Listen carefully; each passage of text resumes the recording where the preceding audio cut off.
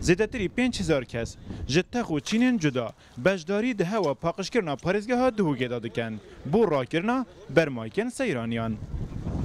روز نوروز جماره که زور خلکی پارێزگەها دهوکی وش در وی دهوکی سردانوی جهی کرد بود هزارا بلکی خزان الویره بوینه افرو وی رنگی حسا هم پاقش ببینین رنگ ودان هنده یک او هوا پار او روشنبیری و حلمت راگهاندن هاتی نکرن و راگهاندن هاری کار بود که خلکی آست روشنبیری بار جنگه دا و پاقشی دا اکید باشتره لحاتی.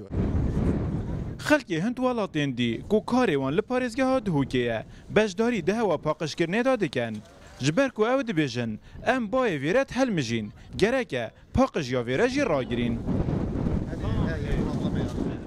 I feel happy because از گلک یا خوشحالم که من بجداری کرید دوی هویدا دا کو جنگه ها خویا پاقش را گیرین کار من هاری کاری و پاقش کرنا جنگه هجی بشکش هاری کاریه mission in the organization. دناف هند کمپین پارێزگەهێ دا ئاوارە و پەنابەرژی تەڤلی هەوێ دەبن وەکە بەشێک ji xwe parastinê ji nexweşiyan.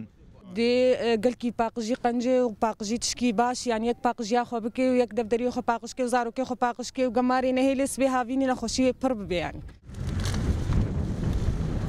دوام ساله روژک بو هوا پاقشکرنا پارێزگەها dihûkê tê destnîşankirin saziyên havildar jî dibêjin li salên dahatî jî dê ev hewaya berdewam bît.